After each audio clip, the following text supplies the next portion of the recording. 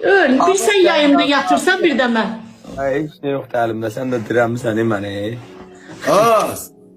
Deyirəm ki, bu kız benim dostumdu. Ha, Allah kapısını açsın. Allah çalsın. Az. Türbədədir bunun Allah kapısını açar.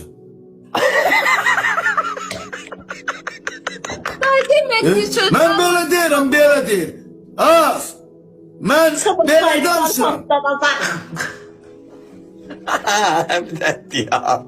Bir de diyam ben o yüreğim partladı. Bir de diyam. Ben belə danışıram, belə çəkir. Abi Sen pis pis danışırsan. Layık ifadeler işledirsən. Ben deyirəm ki, az Allahsın kızı. Ne? Deyirəm bu yaxşı kızdı. Ha. O dedin. Sonra deyirsən ki geçtim ne bileyim ne bileyim ne. Az.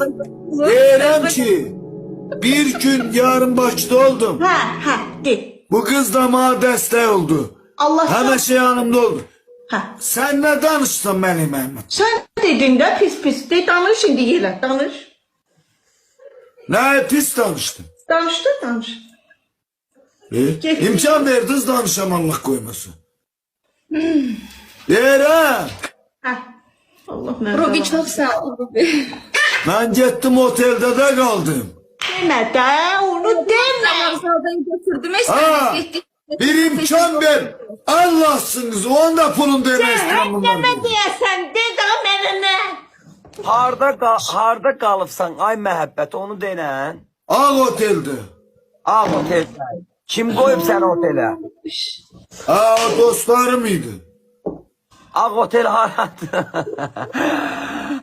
Ne bu kız bilir? Ben deyirsən dostların qoyub kız hardan bilir bəs? Ha, bu da dostum idi. Ha? Normal yere getirmişsen. Gullede oturmuşsun. Dakika başı niye değilsen? Niye değilsen dakika başı? Gullede oturmuştu. Bakın Oğlum az. McDonald's'taydı. Az o otelden güzel yer. Az. Masazırdakı ağ oteli deyirsən?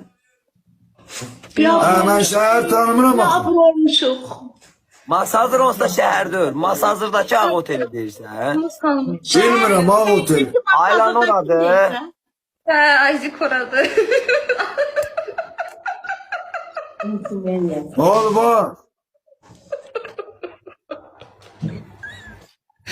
Fiyavr olduk. Adımız sağımız var idi. Ayzik sonra Celil kalmıyorsun.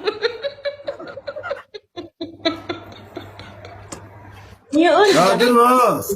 Niye yatmırdın? Ben de koşsuz bir yavru olduk. Niye?